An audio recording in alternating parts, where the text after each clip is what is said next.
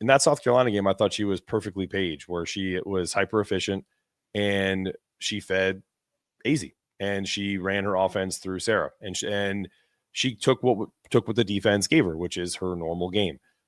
If we see, I would argue that Azzi's impact as a scorer is more impactful than Paige's impact as a scorer in that respect. Do you agree with that? Like, do you think that that's the path to them eventually hanging banner number 12? 1,000%. And I agree with that because I think that, one, even though we're at the end of the season and for the most part, Azzi has played the majority of games this year, but I do think that a lot of these teams, they know what they're going to get from Paige.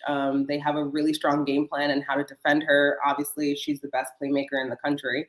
But I think when Azzi is performing well and when Paige can feed her or assist her on these shots, that's a third person now that teams have to defend, which makes it incredibly hard for them to do that. Because the pick and rolls are like, those are going to happen. I think that that's pretty easy with like Paige and Sarah.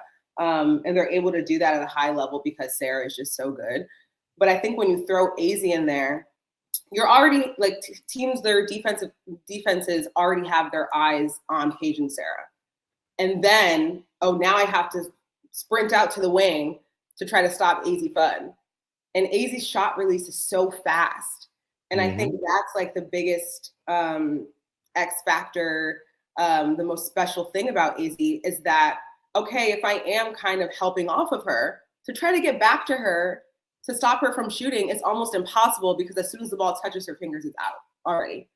And